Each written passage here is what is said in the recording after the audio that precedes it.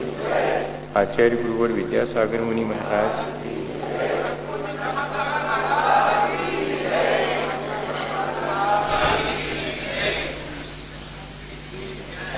हम सभी लोग भक्ति के माध्यम से अपने जीवन को अच्छा बनाने की प्रक्रिया पर विचार कर रहे थे।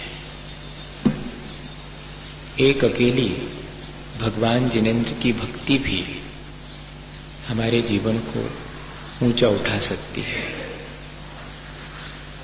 16 कारण भावनाओं में जब अपन ने एक अरग भक्ति भावना पर विचार किया था, तब भी अपन ने यह अनुभव किया कि यदि हम भक्ति को श्रद्धापूर्वक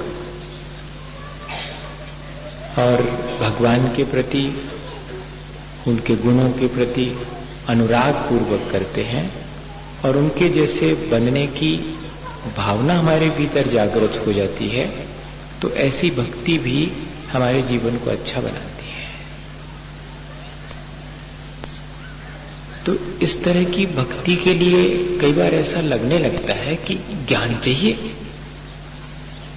भगवान के गुणों का चिंतन करना, उनके गुणों का स्मरण करना, उसके लिए ज्ञान चाहिए। लेकिन वादिराज महाराज भक्ति करते हुए कुछ और ही बात कहते हैं।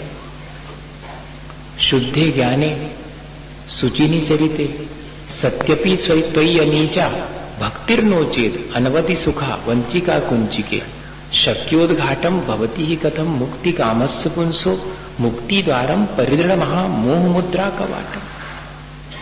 है आपके पास बहुत शुद्ध ज्ञान, रखे रहो, ऐसा कह रहे हैं। सुचिनी चरिते, बड़ा पवित्र है आपका आचरण, रखे रहो। क्या होने वाला? बड़ा आश्चर्य लगता है।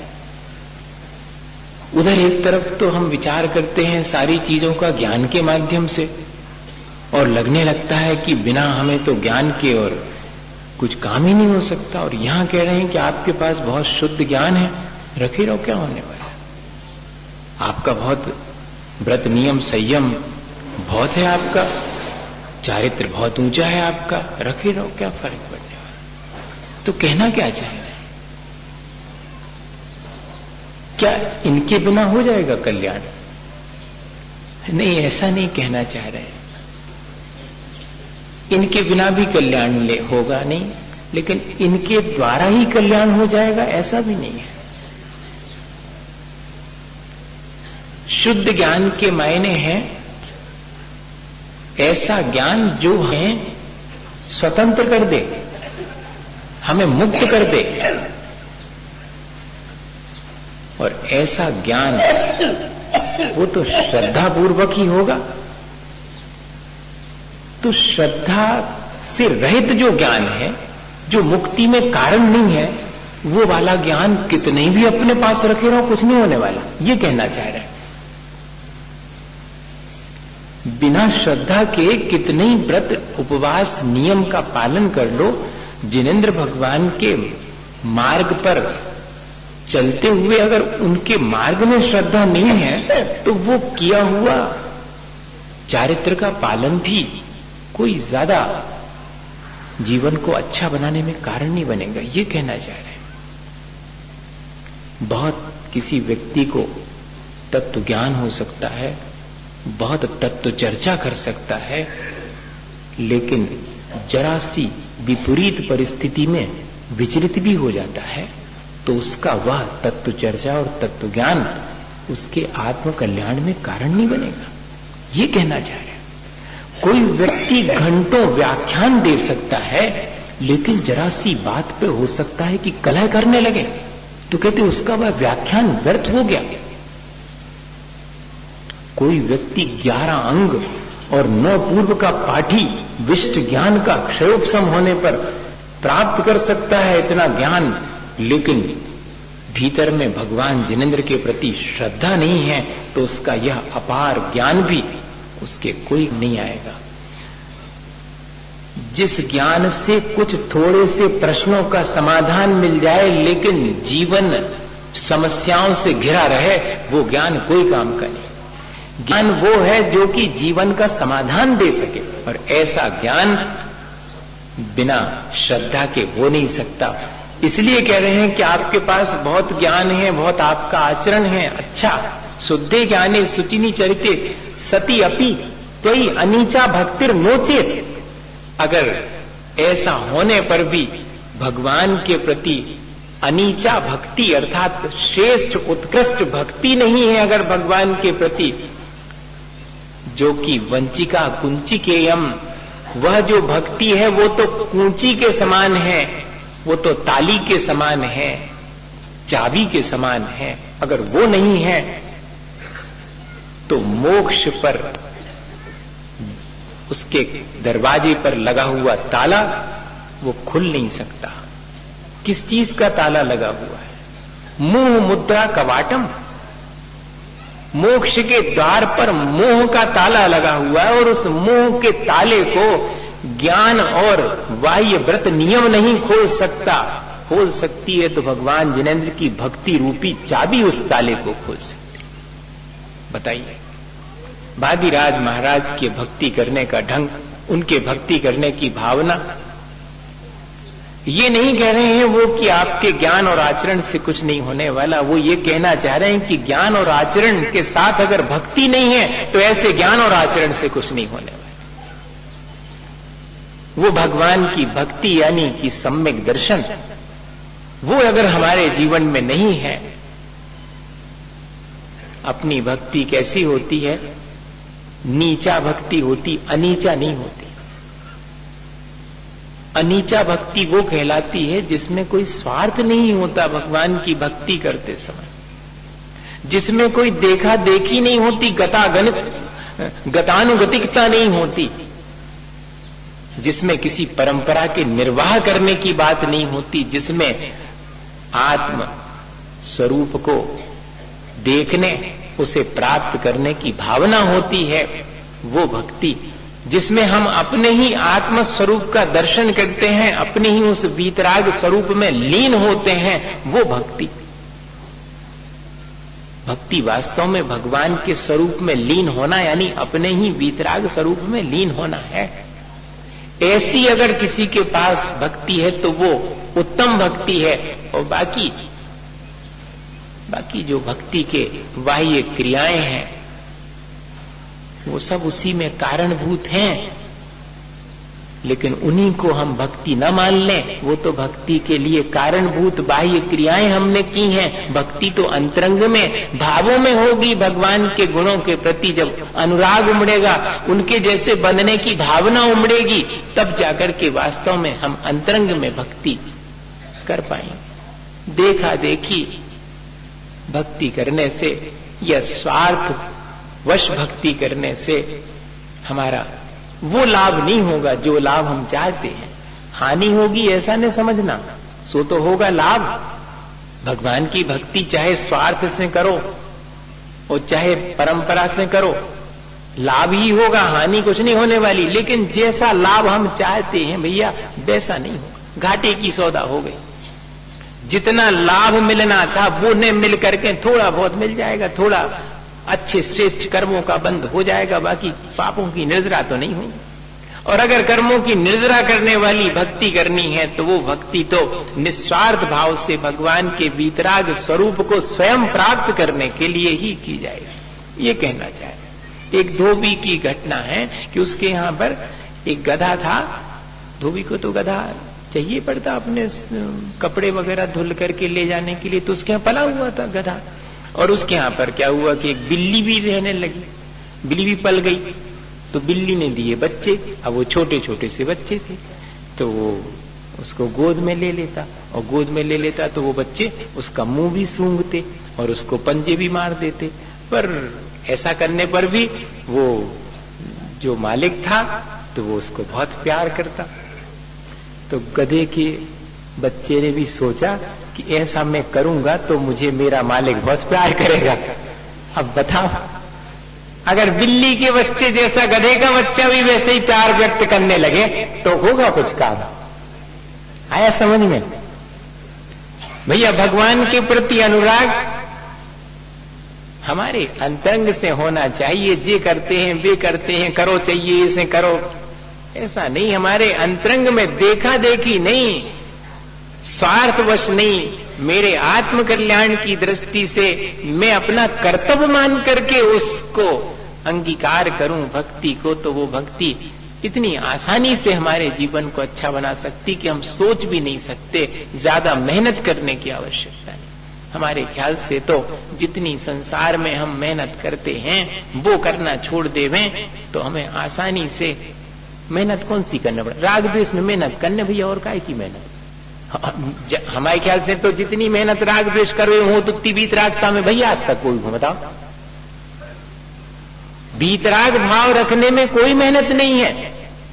सारी मेहनत संसार में है तो राग द्वेष की मेहनत है। लोग कहते कि महाराज आप दिन भर काम में लगी रहे, थक जात हुई हो। हमने कि हम नहीं थकत, हम जब थकत जब कोई राग द्वेष करने लगत तो थक जात। अब भाई हमसे नहीं हो जो,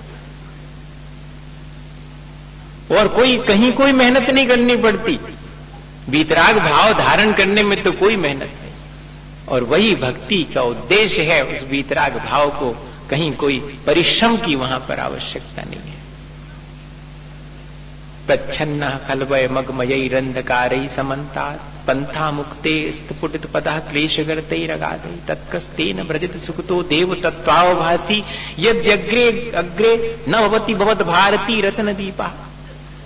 वादिराज महाराज फिर भगवान की भक्ति करते हुए आगे कहते कि भगवान ये जो मोक्ष का मार्ग है पंथा मुक्ते, यह जो मोक्ष का मार्ग है प्रच्छन्ना ढक गया है। कैसे ढक गया भगवान? किसी ने ढक दिया क्या? नहीं, मेरे ही पापों से ढक गया है। जैसे अंधेरे से मार्ग ढक जाता है सो सूरज की रोशनी आने पर वह पुनः प्रकाशित हो जाता है, ऐसे ही कोई मेरे मोक्ष मार्ग को आकर ढकता नहीं है। मेरे मोक्ष मार्ग को मैं ही अपने पापों से ढक लेता। क्लेश गर्तई रगादई स्फुटित पदा, और ऐसी स्थिति में जब मैं उन पापों में लिप्त होकर के अपने मोक्ष मार्ग को ढक लेता हूं तो फिर मेरे पैर भी उस मोक्ष के मार्ग में ऊंचे नीचे पड़ने लगते हैं, क्योंकि मार्ग तो उबड़ खाबड़ है। जब पाप से ढका हुआ है तो दिखाई ही नहीं पड़ेगा, और उस पाप के उदय में उस मार्ग में गड्ढे बहुत हो जाते हैं। कौन से गड्ढे? क्लेश गर्तई रगादई है, बहुत बड़े बड़े क्लेश के उसमें गड्ढे भी हैं। अब बताओ भगवान की ऐसे में उस मार्ग पर कोई चले तो कैसे चले?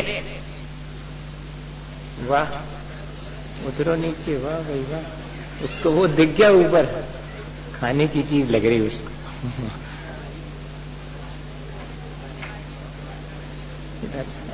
ठीक बैठेगी वो, उसके नीचे बैठ जाती है।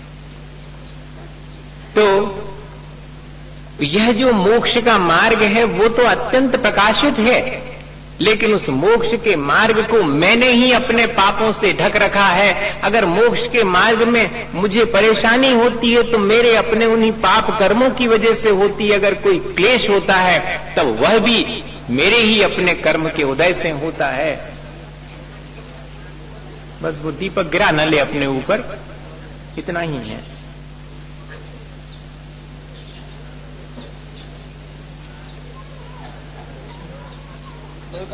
हाँ, वो दीपक का भय है उसको। तब फिर कोई क्या करे भगवान उस मोक्ष के मार्ग पर?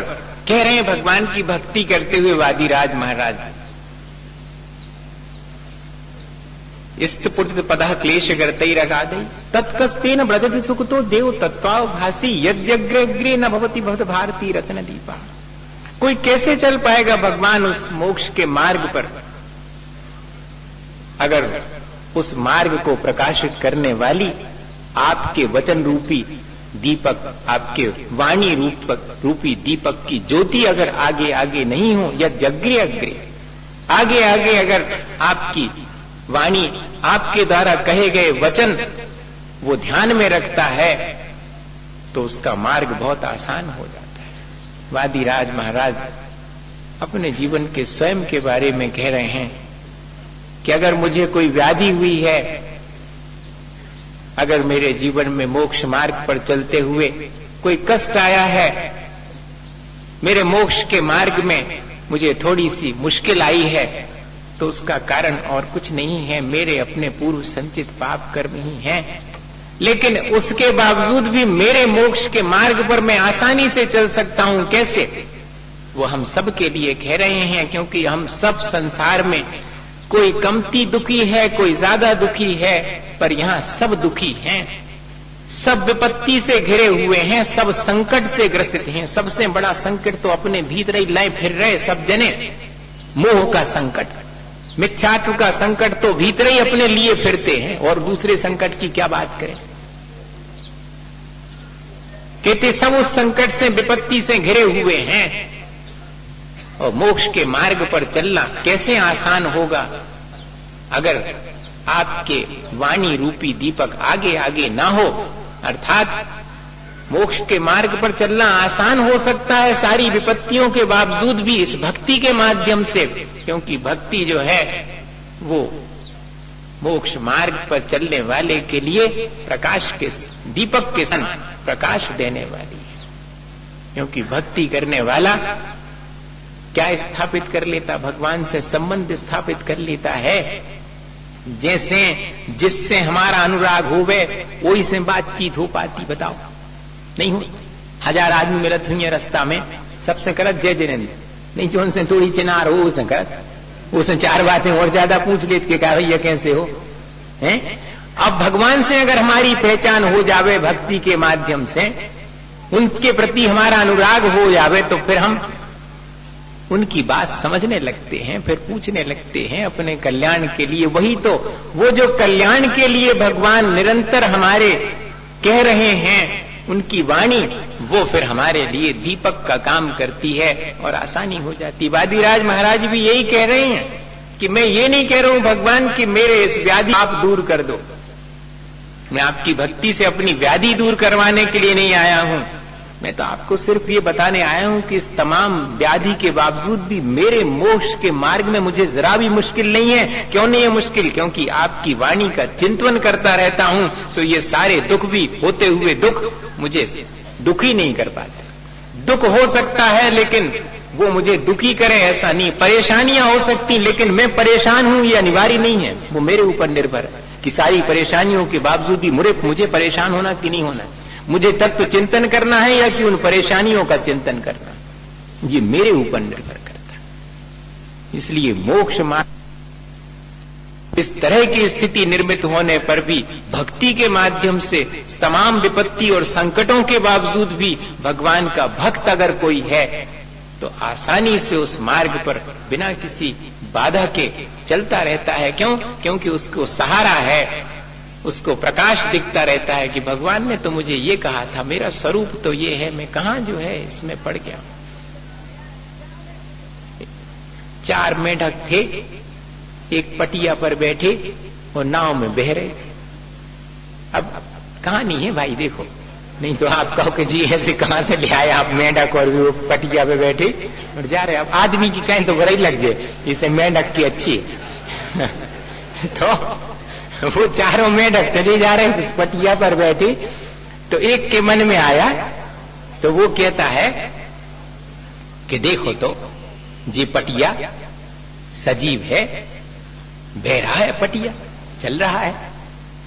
दूसरा तो 3 ने सुना, तो एक से रहा नहीं गया, कह ले बुद्धू हो तुम, हैं? कहीं पटिया सजीव होता है क्या? वो चलता है? अरे पानी बह रहा हो सो पटिया बह रहा हो। तो दूसरे ने अपनी बात कह दी कि पानी की वजह से पटिया बह रहा। अब तीसरे को कहां शांति? कह ले सुनो, ने पानी बह रहा हो ने पटिया बह रहा हो, अपने मन में विचार बह रहे सो अपन को ऐसा लग रहा हो। वो भी बिल्कुल सही था, वो भी नहीं, सब एक दूसरे से ज्यादा जबरदस्त। अब चौथा वाला जो है वो, अब लेकिन तीनों अपनी अपनी बात पे अड़ी। पहला कहता है कि पटिया बह रहा, दूसरा कहता नहीं पानी बह रहा, तीसरा कहता है कि अरे ये तो विचारों का प्रवाह है, चौथा चुपचाप बैठा हुआ है। भगवान की वाणी तो कैसी है? वस्तु स्वरूप को, हमारे आत्म स्वरूप को यथावत दिखाने वाली है, किसी एक पहलू से नहीं, वो तो समस्त समग्र वस्तु को दिखाने वाली। ऐसी वाणी का आलंबन कोई लेवे तो फिर देखिएगा कि कैसे उसके मोक्ष मार्ग में बाधा आ सकती है, कैसे उसको संसार के दुख सुख जो है वो तकलीफ दे सकते हैं। ये कहना चाह रहे हैं भक्ति के माध्यम से। तो चौथे वाले से पूछा कि क्या भैया तुम भी तो कहो कछु? सो कह ले तुम तीन ही जने सही हो, हमें जई कहने और कछु। अकेले लड़ो ने कि नहीं पटिया ही सही है, बहराव है कि नदी ही बह रही कि बेचारी, तीनों चीजें सही है। लेकिन कहते हैं कि उन तीनों को जा बात नहीं जमी, सुबह उठ के सो तीनों डूब गए। अपने साथ भी यही है, अपना ज्ञान इसी तरह का है, वो हमारे लिए ज्योति नहीं दे पाता। भगवान की वाणी तो अपन को मिली, वो ज्ञान तो अपन को प्राप्त हुआ, लेकिन कौन सा ज्ञान सही है? सापेक्ष ज्ञान ही सही है। भगवान की वाणी तो उसी अनेकांत स्वरूप का हमें दर्शन कराती है, जिसके माध्यम से हम हर परिस्थिति का विचार करके सापेक्ष रूप से और अत्यंत समता भाव को धारण कर लेते कि ठीक है, इस अपेक्षा से ये बात ठीक है, इस अपेक्षा से ये बात ठीक है, क्यों संकलेश में पड़े, क्यों राग द्वेष में पड़े। यही तो भक्ति हमारे लिए जीवन को अच्छा बनाने की प्रेरणा दे रही है। इस तरह यदि हम भक्ति के स्वरूप को ठीक ठीक समझकर और भक्ति करें निस्वार्थ भाव से उस वीतराग स्वरूप को पाने के लिए, और निरंतर उस भक्ति के माध्यम से, और भगवान ने क्या संदेश दिया है, क्या उपदेश दिया है, अपने स्वरूप को जानने का उपदेश दिया है, उसको अगर ध्यान में स्मरण में रखें तो इस संसार के राग द्वेष से, संकट से आसानी से बच सकते हैं। इसी भावना के साथ बोले आचार्य गुरुवर विद्यासागर। हे गुरुवर शाश्वत सुख दर्शक, यह नग्न स्वरूप तुम्हारा है, जग की नश्वरता का सच्चा दिग दर्शन करने वाला है। जब